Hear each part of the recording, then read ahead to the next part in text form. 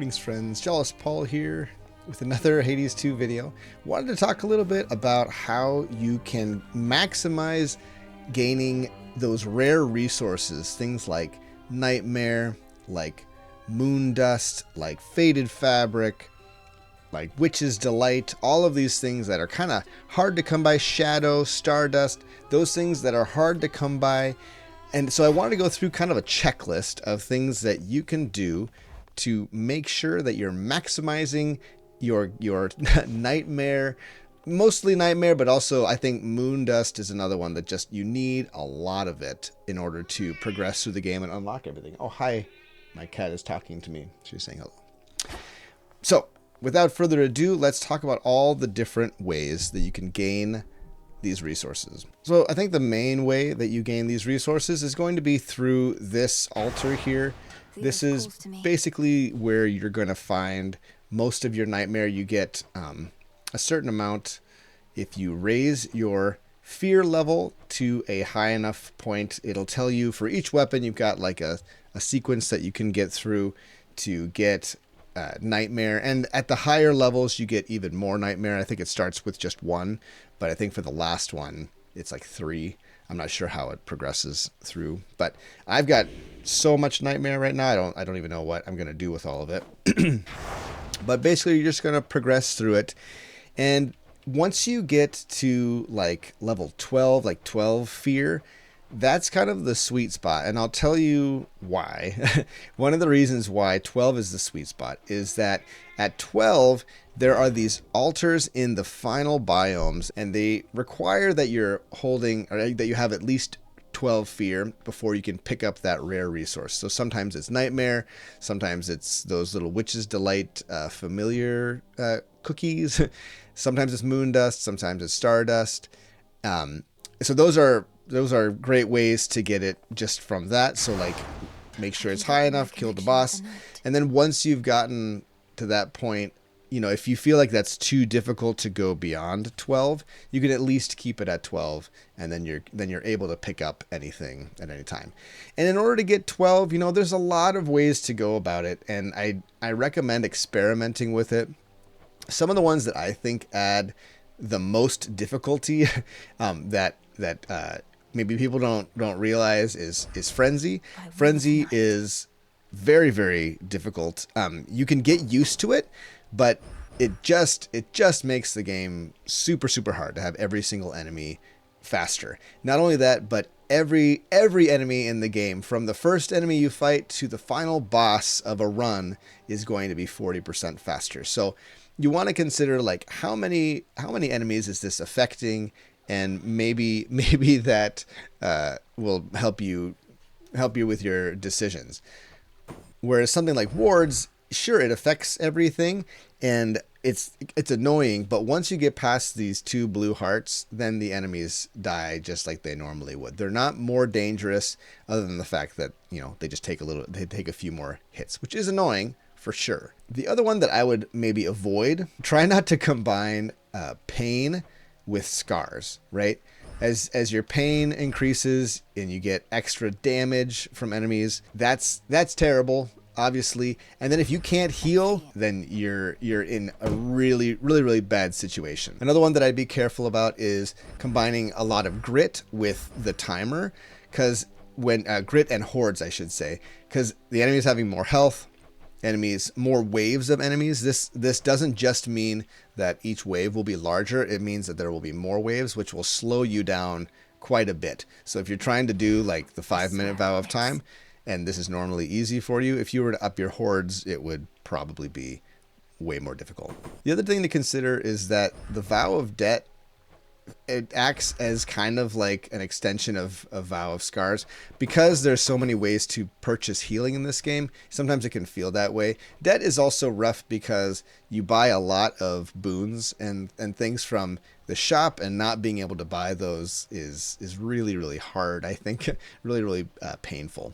Vow of Shadow, I think, is a good one just because it only affects the wardens, and you can actually try to avoid wardens if you find it to be extra difficult. Forfeit, I think, is annoying, but so long as you have, if you go into it with a simple build in mind, Forfeit is not that bad. because you only need a certain number of boons.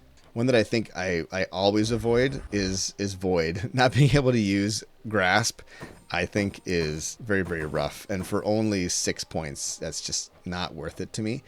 I really like Vow of Fangs. Giving those enemies perks, I think, is great. That's 5 points, and it makes those enemies more interesting. I don't find them to be much more dangerous with Fangs on, personally, but your mileage may vary, I guess, with that. Return is annoying, and it's annoying, but not totally unmanageable, I guess. I don't ever use Return just because I really dislike the idea that I killed an enemy and I have to run around and pick up something to make sure that it doesn't come back. It just bothers me. It makes me enjoy the game less. Fangs actually makes me enjoy the game more, I think. Time, I can go up to 7 personally, so that's 3 points right there for time. The key with time is you probably spend less time than you think. What I would do is when you've got a decision to make, and usually it's like choosing which door to go through. You've got a decision to make, pause the game, and that will give you time to think about what your options are, and the timer will not go down while you're doing this, right? So this is a very simple way to kind of maximize the amount of time that you take. And there's a lot of rooms where the timer isn't going anyway. So that's another one that I think 7 is quite doable. And then the Rivals doesn't show up right away. It comes up later, and you have to kind of progress through it. But I think these points are not terribly difficult, especially the first 2 bosses. I guess I kind of take that back. I think it just takes getting used to, because like I feel like the Scylla and the Sirens fight, the Rivals fight, kills me a lot now that I think about it. So it sort of like you have to kind of get used to it, but maybe you can get used to it and it actually increases the fun. I think that's true of a lot of these, is like the Rivals fights gives you a more enjoyable experience.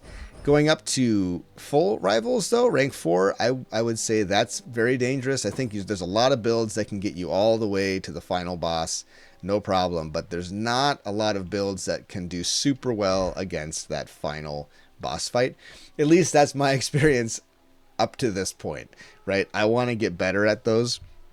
I think when I was playing Hades 1, my goal was to always keep the extreme measures, the enhanced boss fights on at all times.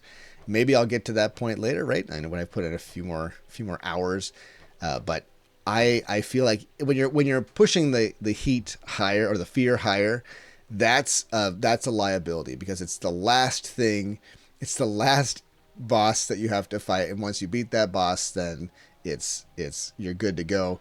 But it makes it so much more difficult to complete the run with that level of fear, with that last one on. Vow of Menace I don't find to be especially crazy. I mean, these enemies will have more health, but especially if you're trying to get a build that you already know is pretty powerful, those extra or those different enemies are not horrible to deal with, right? They're not too bad. So anyway, those are just a few quick ideas for you. Hopefully that was quick. The other things that I would do to maximize after each run, you're going to come to the Wretched Broker. And I know like some of us don't have this. These all get unlocked as you play, but eventually the Wretched Broker will sell you things like Fate Fabric, Moondust, and Nightmare, but only one Nightmare per night. So as you see here, I have enough to buy 1 Nightmare. And then like 1 Moondust, right? And you can also order this through these cards. You can get more Nightmare if you're looking for that, if you're looking for more Moondust or whatever. As you can see here, it's actually a pretty good way of getting Ashes and Psyche, like 80 Psyche for 2 and 20 Ashes. Like that's really good. That can jumpstart your Altar of Ashes pretty quickly, right? And so one tip with this as well is that you get these cards for buying things from Charon. So one strategy that you can do is to save up all of your gold, or a large portion of your gold. I think you'll need like 1,300 or so, depending on the resource. to purchase the high value resource at the final shop. The final shop often has that resource for sale. Sometimes it's Nightmare, sometimes it's Moon Dust, but it's always one of those more premium ones. And so you can save up all your money, buy that item, and the good news is those are both Charon shops at the end of the surface and the underworld. And if you pay that amount of gold, you'll get a corresponding number of cards or a card. And sometimes it's even just buy a card for the amount of gold that it costs or whatever. Those are sometimes available at the final shop too. And they kind of nicely, they synergize with each other, right? You're spending gold to get resources, to get cards, and then you use the cards to buy, to get more resources. It's great. So basically what you do is you order them, and then it takes a certain amount of time before it arrives. So usually that's about the length of a run, or you could go and do some other stuff. If you talk to, do like special activities with companions can pass the time. So can going into Chaos's pillar and doing a Chaos trial. So different activities will basically pass the time for you. The other thing you want to check out is make sure that you're keeping track of which of these you have to do, like what your tasks are left. I still have a couple, but there are a whole bunch of prophecies. So many. And many of them give you those rare resources. So make sure you're checking those. Some of those are easy to-do list items to pick off. And this has to do with the Wretched Broker too, if you're not sure what weapon you want to pick, if you're just, you'd pick any of these. Look for the one with the Dark Thirst. Is that what they call it in this? Do they call it Dark Thirst?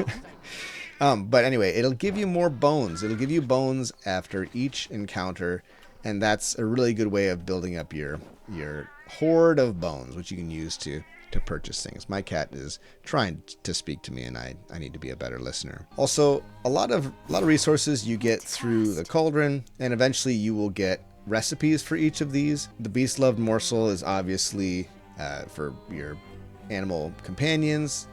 Moonlit Essence with Stardust. The primary way you get Stardust, you can find them at the end of runs. Like I said, with having 12 fear on, you can find Stardust. But another way to get Stardust is through the the pillar, which if you haven't unlocked this from Chaos, this is a spoiler. So if you don't want to know about this, I guess you won't. But if you're already looking for Stardust, this is the way that you get Stardust, is through the Dark Pillar or whatever. Can't remember what it's called, but you get Stardust for completing these trials, and there are many of them. So you have plenty of ways to get it, and eventually you can redo them as well if you'd like to, and you can get 50 bones for completing them, and whatever resources that you collect on the way. Another thing to consider is taking Toula with you as you go to these different areas, because she gives you a higher chance of fishing resources showing up. And fishing is primarily, it's just a collector's game, but then as far as I know, maybe there's more to it, but currently all I do with the fish is sell them. I sell the extra ones, and they can sell, some of them sell for a lot of bones. So that's something to consider too. You can bring Toula on all of your runs. You can also choose to go with Poseidon. Poseidon has what is it, Sea Star, I think, where he offers you more resources can appear, and also buried treasure. Buried treasure and Sea Star both could give you extra of those non-rare resources, but still, like, extra bones can help you purchase those things from the Wretched Broker. Friends, I think that's about it as far as ways for you to maximize your rare resource gain. I think that's just going to do it. There are a ton of resources, as I've talked about in my resource video, but these are all things that you can gain more quickly if you remember those steps. So hope this was helpful, and we'll catch you in the next one. Take it easy.